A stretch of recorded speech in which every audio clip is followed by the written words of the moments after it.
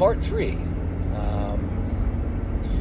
March 10th, 2023, Friday, the part 3 of the drive-in to work.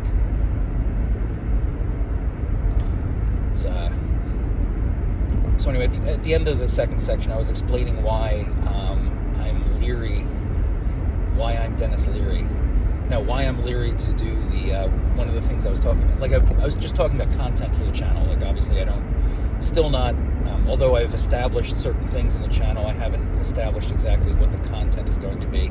This is literally just like about seven episodes a day of just 22 minutes of me just talking about whatever is occurring to me at the time. No really pre-planned information. I've talked in the past about different structure that I would like to add to the channel, and it sounds great in theory, but the thing is, like, some of the ideas that I like the D&D one, it might require a little bit too much work on the part of me, and there's also that idea that nobody would play. I literally have one viewer. He's a very busy man.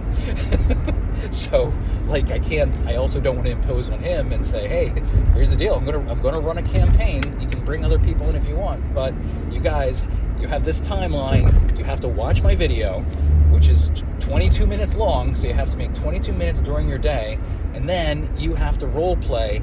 The other problem is, I think it would be very stop motiony, meaning that we have this immediate gratification thing, as humans. So when you're playing D&D, you like playing in real time with your friends. That's one of the things we tried to play, even over the computer in real time, and it's just not the same feel. And a lot of it was my fault. I was just being too goofy because there was too many new toys to play with, and I'm a child. I'm a 52-year-old child, so we were playing with the D20 website, and we were not Skyping. I think we were using what's that thing?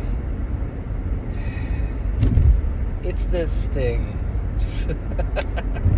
It's not Skype. It's anyway. It's one of those platforms where you can talk to. It might start with a D. I don't know.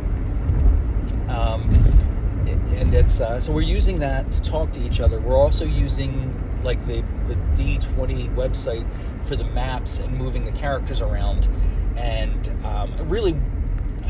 I had experience with both of those programs, minimal experience, but the part of the problem with me is I try to be funny all the time, even when it's inappropriate. So I was kind of wasting everybody's time when I was playing with the features, figuring out what you could do with the software, and just doing funny things on the screen. So unfortunately, you have to get me used to the software before we can do anything serious, because I'm just going to be a goofball and do all the same stupid things and stupid jokes that everybody else that's new to the software tries to do.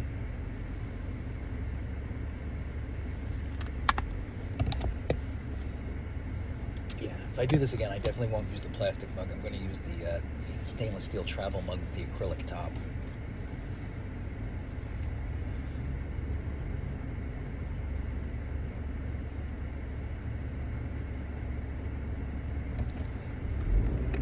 So anyway, back to the real point, which is, it's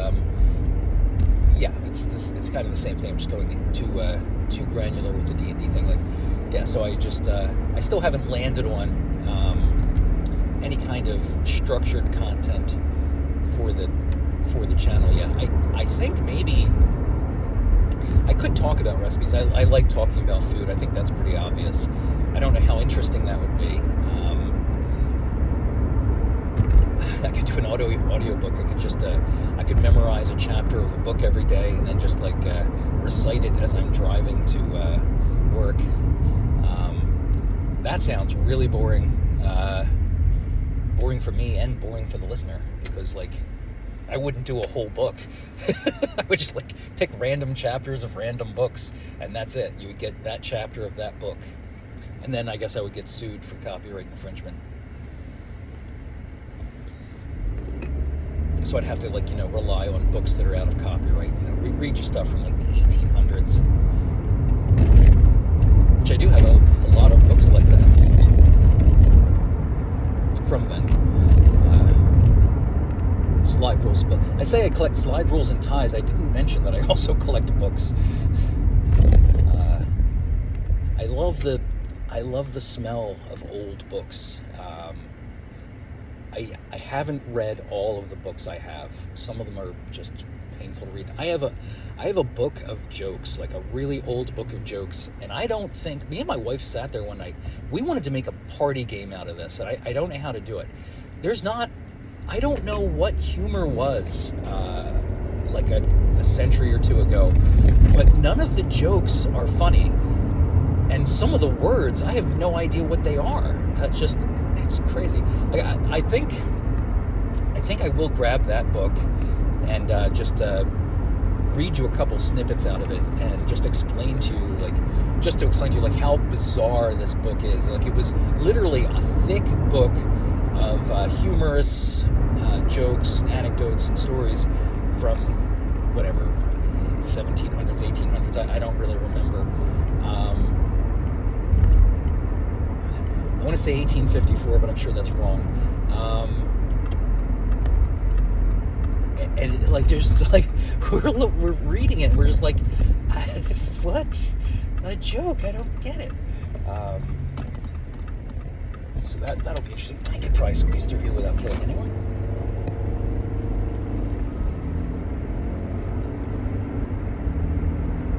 But anyway, like, it's a thick book. I could definitely fill 22 minutes of, especially if I'm doing them one at a time and doing my color commentary, I could fill weeks of single 22-minute segments every day. But it would get boring after a while because it would be the same structure.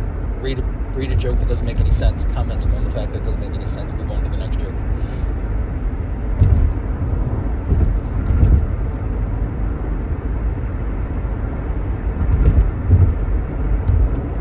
And I know Matt has told me many things.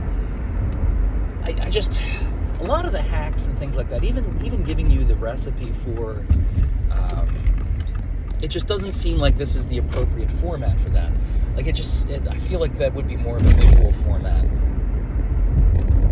So I really got to think about, I guess that's the thing, I have to think about, like, what is this format?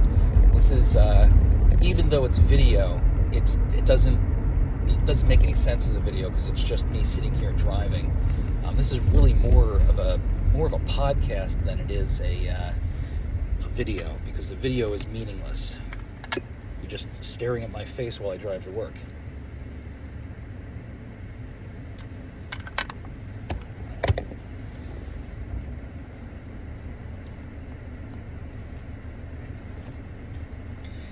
And you can only talk about that existential crisis stuff for so long. I mean, that becomes just merry musings after a while. There's no upshot to it. Like talking about the nature of reality, religion, things like that. The intangible and unanswerable questions. Like, it's a fun mental exercise, but it doesn't. At the end of the day, it doesn't resolve anything. Like, you may feel like you have a deeper understanding, but now all you've done is, like, you've overanalyzed something that can't be analyzed, and you can get to the same point quicker the next time. So I'm not even sure that would be useful, although it's enjoyable to solve the riddles of life and things like that. Even do.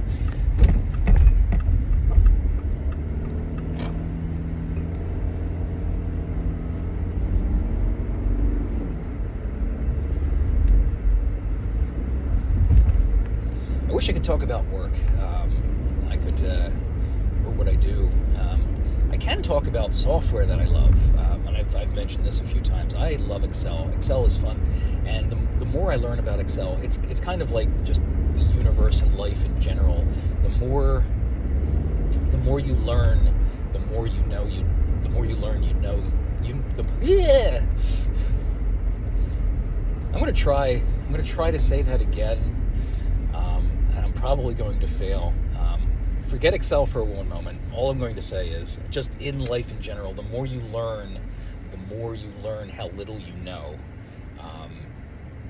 And it's with me, it's the same thing with Excel. I'm pretty good. I've got a couple of sweet tricks up my sleeve that I use over and over again that are extremely useful. Like when you combine, like when you're dealing with multiple fields of data. One of my favorite things is to create. So you've got the same, like you're using an MRP system, and you've got large swaths of data, and it's all in different forms or different tables and things like that. You can generally find a way, even if they're not the same, you can find a way to create a unique identifier by concatenating certain fields in certain ways, and then you can do pivot tables, and then you can do VLOOKUPs, and then you can do pivot tables and the VLOOKUPs, and you can power pivot and stuff like that, and you can do a lot of really neat stuff with data, and you can tease, like if you've got a robust enough MRP system that's keeping track of things, you can tease out a lot of data. A good MRP system will have that stuff built in, but the first few iterations of the one we used did not, so I ended up building tools to really look at things on a granular level and do projections. The tools that were built into it were terrible. You could only look at one thing at a time, and it was tedious. Part of my job, I needed to know a lot of information about a lot of different things, and I needed to have it readily at hand so I could make predictions, estimates, things like that. So I ended up building, I always call my things widgets, but I built this widget that expanded. It became a suite of key performance indicators, and it was all built in Excel based on just pulling data out of the MRP system that we use. And it was we used that for years in interesting ways, which I can't get into. But now I have I've rebuilt different versions of it for whatever tasks I have at hand. The new version of our MRP system, I believe, has a lot of the stuff that I use built into it. I really haven't accessed it or tooled around with it. We updated the core a little while ago, and basically, you just try to. The main goal was to do the transfer over and just keep the business running. Make sure that everybody can do the job the way they used to. Now we're in the phase where we're expanding our scope to look at all the new and shiny features, see if we can use them, and are they worthwhile. I don't know yet if any of the stuff I do with my widget is in there yet, but curious to see, because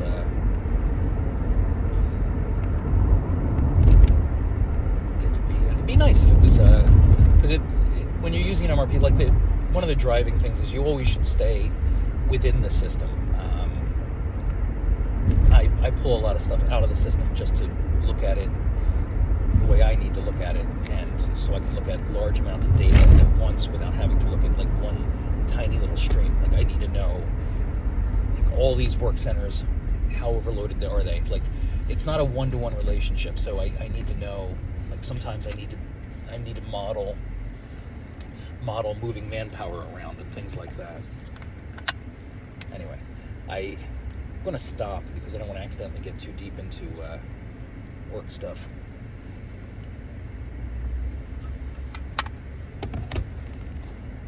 Just that I love analytical tools. I love Excel. I love what you can do with Excel. And I know that I even knew years ago, there's one of the things I'm really bad with, just in Excel in general, not dealing with work, is I can tease data out of Excel very easily. I can manipulate and analyze information. What other people can do, which is really nice, is they have this very artistic eye, and they can make the front end where you're analyzing the data, they can make that very pretty. And I'm not good at that. because it never really mattered to me. When I start building these tools, they're always just for me. And invariably what happens is someone sees my tools and they're like, oh, that's really cool. Like, can I give people access to it? And I feel bad because it looks sophomorish. The front end where the data is, it's just meant for me to look at. It's not meant to be a pretty interface. So when I had to do the KPI thing, I had to work really hard to make it so that humans could see the data and know what it meant. And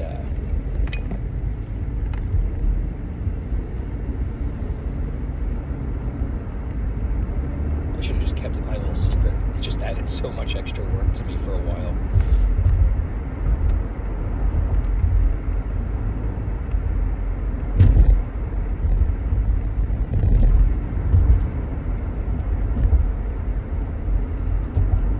That's anyway, back to what I was talking about a few minutes ago.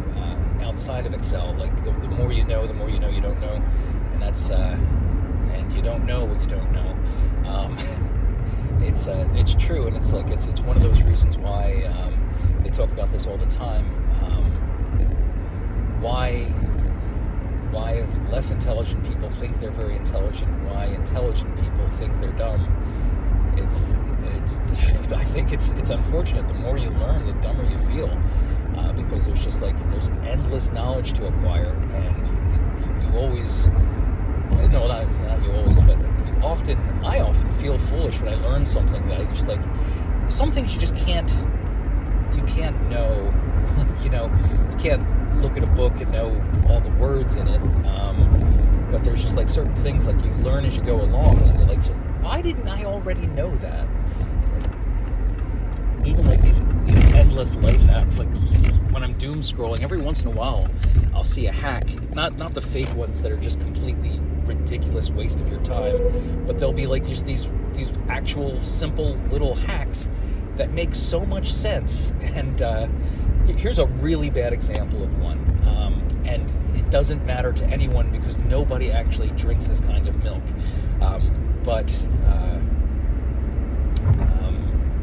anyway, I'll just use the milk. So sometimes milk comes in a rectangular cardboard container, and people open it, and so if it's a rectangle like this, world's worst rectangle, and the circle is down here, they'll hold the thing with the circle at the bottom, and they'll pour it into the glass, which seems perfectly normal, perfectly rational. And the life hack is literally flipping the bottle around so that the circle is on top, and the cardboard is below the glass, and you're pouring like this, and it ends up splashing less because you don't have all that top pressure, and air can get in. You don't get the glug glug glug. You just get a nice simple pour. I know that's a meaningless life hack, but it's a real one. It makes sense, but it's non-intuitive. Or at least it's non-intuitive. Maybe everybody else in the world realizes that it was just a silly life hack, but it just makes sense. You want to have the spout at the bottom because that's just what you're used to. But if the spout's at the top, it will literally pour without splashing because air can get in as it's pouring out. If you flip it the other way, it's a glug glug glug splash splash splash. I wonder if the same is true about oil. If you held oil the other way, it would pour a lot smoother. I really should have jutted through that.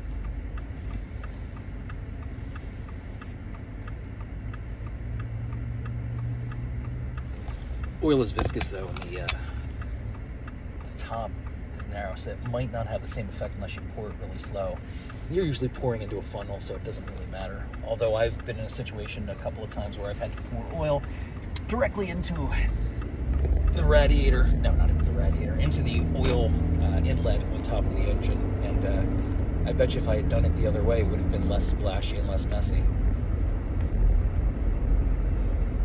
But anyway, my point is that there are actually much more useful than that, life hacks, different ways to do things that you just don't think of, and just life in general, organization hacks, ways to do things, and then besides that, obviously, just knowledge in general of physiology, the environment, physics, just the way everything works. The more you learn, the more you realize there's all these wormholes of information to go down, which could improve your life vastly. Or not at all, but still nice to know.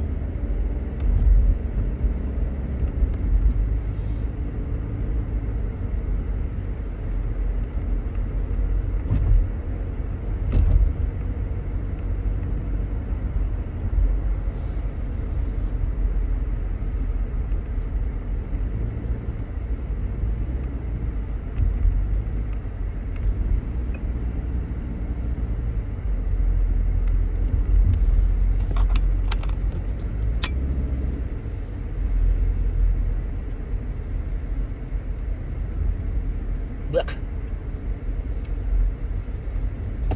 Yeah.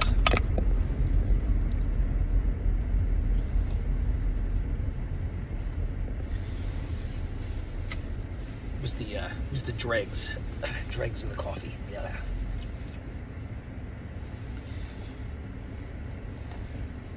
I'm cold. Why am I cold?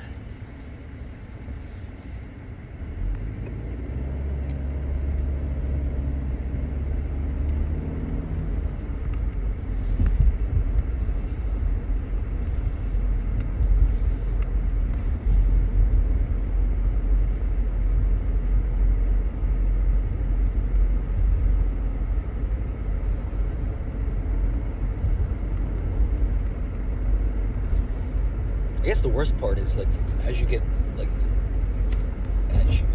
as you gather knowledge and you realize that you're dumb, and you keep realizing the more and more you gather, the dumber and dumber you feel. like I don't know if I don't know if I enjoy being knowledgeable of how truly dumb I really am, how much I don't know. I don't like not knowing things.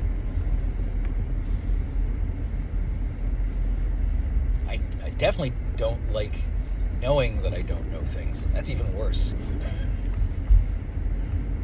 Because then I have to resolve that. Like, I'm definitely not going to like try to learn everything a doctor has to learn about human physiology, because that would, like, Jesus Christ, you could spend your life doing that.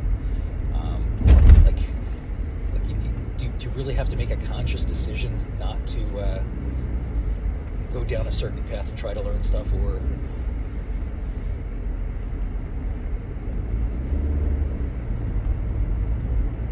and when is the acquisition of knowledge a waste of time?